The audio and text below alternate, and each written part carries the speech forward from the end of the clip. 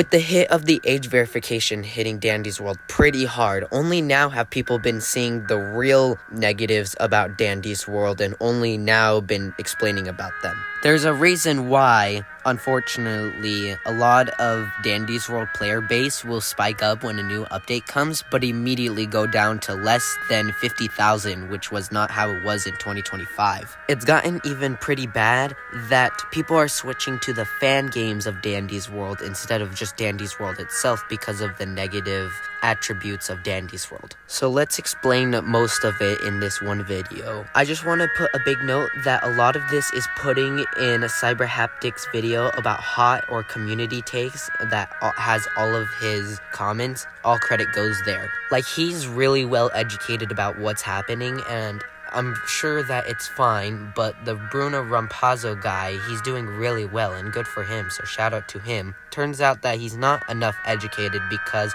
it was already confirmed that Valentine's event wasn't coming, but he still made a video about if a Valentine's event coming and what tunes could be there. But I hope it works out for him, so let's just start about what you're here for, probably. Seeing how more and more people are joining the community of shipping tunes, and unfortunately most of them obviously being the same gender or incoherent ships and making them the most that they can, is basically you being a menace to normal people. Like, if anyone that I knew found out about that, then the amount of mental stuff and hospitals and therapy sessions would be diabolical. It's crazy how some of you people go on the ships that you could literally be considered and diagnosed to be put into a mental hospital. It's so concerning. So do be careful if you're one of the normal people. And it's not even the fandom. The normal gameplay community of the actual game is pretty terrible as well. They're always spiting somebody because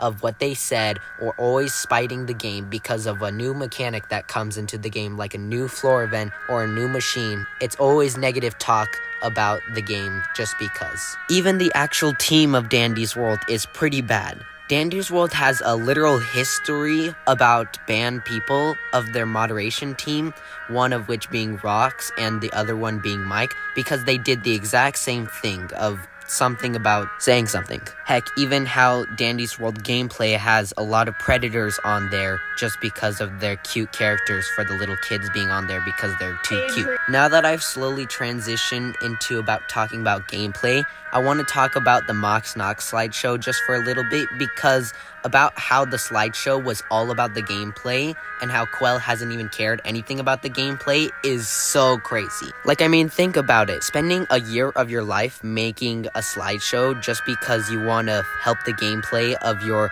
OG X-creator game that you got banned from, that's pretty crazy, only to see that your other partner is not even doing anything actually smart to make the game better. Yeah, that's just really crazy, and if I were that person, then I would stop immediately about cosmetics and everything else about cosmetics, and merchandise is also another problem with Dandy's World because they have 7 plushies, I think, that the first one that came out almost a year ago hasn't even came out for shipping processing. Yeah, it's just crazy. And this is a topic that I also want to talk about, which is horror. Can we even call anybody to call Dandy's World horror?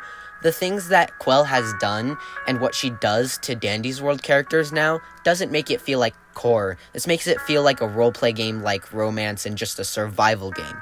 But even then, survival doesn't feel right as well. When an idea like distracting comes, it breaks the gameplay for most people because then they start to rely on them, just like how people are relying on 2 trinket slots and are asking for a third, when ideally it would seem like the game would have started with 1 but is being generous enough to give you 2 slots. It's like a habit. If you just keep doing it, then you'll get used to it and your body will kind of start to expect it, if whatever that is. Could be like drugs or something, I don't know. Like frickin' skin from that was 1200 pumpkins and 1200 iCore, that was the mad scientist Cosmo and Sprout. That was mainly because they're one of the number 1 ships, and qwel knows that, and she does that for maximum profits, and it's just really weird, and I don't like it. That's what makes the gameplay so bad. And you really want to go into the horror aspect, like Forsaken is doing something about Flood Escape 2 collab, and some Flood Escape 2 characters just give you that eerie feeling, and some of the maps, because they're so difficult and they just give you that bad feeling.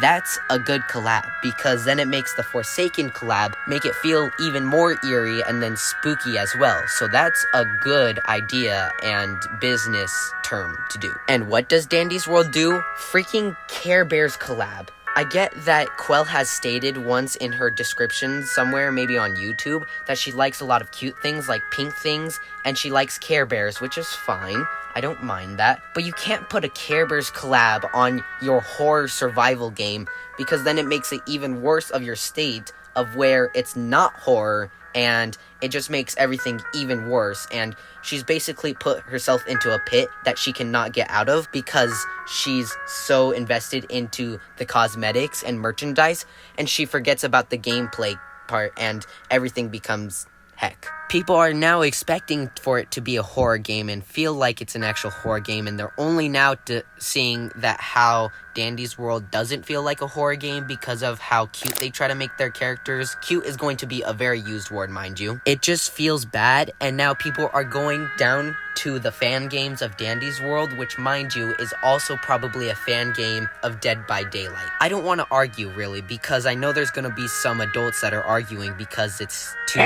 cute and it's not a fan game of Dead by Daylight. But I mean, repairing or doing generators / machines, surviving from so many killers that are basically like Twisteds, using different characters that have their own special abilities, like tunes, even having items like what I've heard is the worst one is the flashlight, having item slots in your toon character's gameplay, even freaking perks. Perks you can have 4, and that's basically what you call trinkets in Dandy's World. This is one thing that Dandy's World doesn't have, but one thing that the other fan games have, like Tropical Island and Dolly's Factory does, is the pallets. Pallets can be so useful, as if you hit them on the killer in Dead by Daylight, they stun them, or it can just generally block the kiting sight of somebody, of the killer catching him.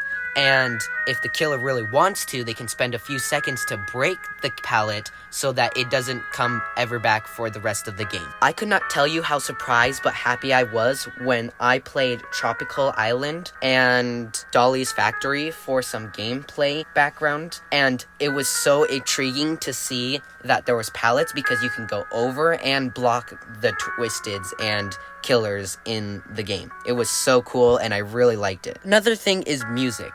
I thought that Dandy's World owned the music, like Claire de Lune and stuff like that, because I keep seeing old videos that used it. They literally have their whole entire video muted because it was copyrighted. Even my song was copyrighted from my 3rd ever made video, and it was pretty unfortunate because it didn't do well. But we feel like we should have music composers for Dandy's World that go into the gameplay.